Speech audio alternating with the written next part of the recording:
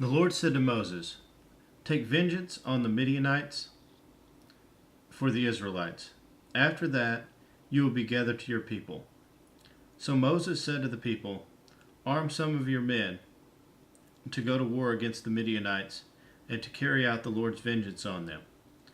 Send into battle 1,000 men from each of the tribes of Israel." So 12,000 men armed for battle, 1,000 from each tribe, were supplied from the clans of Israel. Moses sent them into battle, 1,000 from each tribe, along with Phinehas, son of Eleazar the priest, who took with him articles from the sanctuary and the trumpets for signaling. They fought against Midian, as the Lord commanded Moses, and killed every man. Among their victims were Evi, Rakim, Zur, Hur, and Reba, the 5 kings of Midian. They also killed Balaam, son of Beor, with the sword. The Israelites captured the Midianite women and children, and took all the Midianite herds, flocks, and goods as plunder. They burned all the towns where the Midianites had settled, as well as all their camps. They took all the plunder and spoils, including the people and animals, and brought the captives' spoils and plunder to Moses and Eleazar the priest and the Israelite assembly at their camp on the plains of Moab by the Jordan across from Jericho.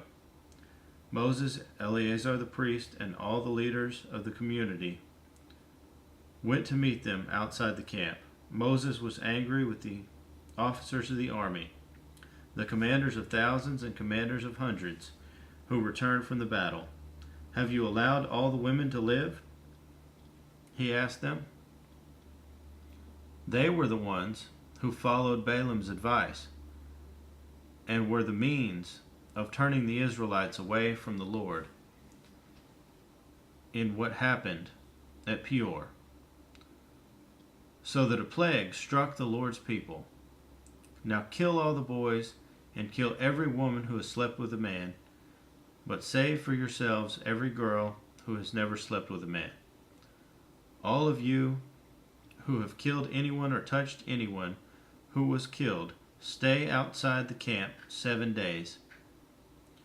On the 3rd and 7th days, you must purify yourselves and your captives. Purify everything, every garment, as well as everything made of leather, goat hair, or wood. Then Eleazar the priest said to the soldiers who had gone into battle, "This is the requirement of the law that the Lord gave Moses. Gold, silver, bronze, iron, tin, lead, and anything else that can withstand fire must be put through the fire and set, and then it will be clean. But it must also be purified with water for cleansing, with the water of cleansing. And whatever cannot withstand fire must be put through that water. On the 7th day, wash your clothes, and you will be clean. Then you may come into camp." The Lord said to Moses, "You and Eleazar the priest, and the family heads of the community, are to count all the people and animals that were captured. Divide the spoils between the soldiers who took part in the battle and the rest of the community. From the soldiers who fought in the battle, set apart as tribute for the Lord now out of every 500, whether persons, cattle, donkeys, sheep, or goats. Take this tribute from their half share and give it to Eleazar the priest as the Lord's part. From the Israelites' half, select 1 out of every 50, whether persons, cattle, donkeys, sheep, goats, or other animals. Give them to the Levites, who are responsible for the care of the Lord's tabernacle. So Moses and Eleazar the priest did as the Lord commanded Moses. The plunder remaining from the spoils that the soldiers took was 675,000 sheep, 72,000 cattle, 61,000 donkeys, and 32,000 women who had never slept with a man. The half share of those who fought in the battle was 337,500 sheep, of which the tribute for the Lord was 675. 36,000 cattle, of which the tribute for the Lord was 72. 30,500 donkeys, of which the tribute for the Lord was 61. 16,000 people, of which the tribute for the Lord was 32. Moses gave the tribute to Eleazar the priest as the Lord's part, as the Lord commanded Moses. The half belonging to the Israelites, which Moses set apart from that of the fighting men. The community's half was 337,500 sheep, 36,000 cattle, 30,500 donkeys, and 16,000 people.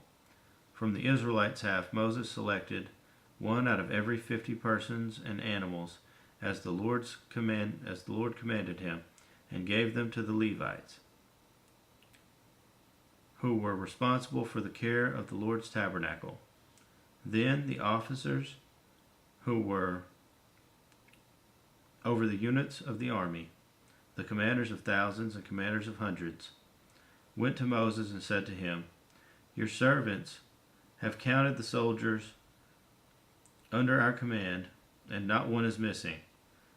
So we have brought as an offering to the Lord the gold articles each of us acquired, armlets, bracelets, signet rings, earrings, and necklaces, to make atonement for ourselves before the Lord." Moses and Eleazar the priest accepted from them the gold, all the crafted articles, all the gold from the commanders of thousands and commanders of hundreds that Moses and Eleazar presented as a gift to the Lord, weighed 16,750 shekels. Each soldier had taken plunder for himself. Moses and Eleazar the priest accepted the gold from the commanders of thousands and commanders of hundreds and brought it into the tent of meeting as a memorial for the Israelites before the Lord.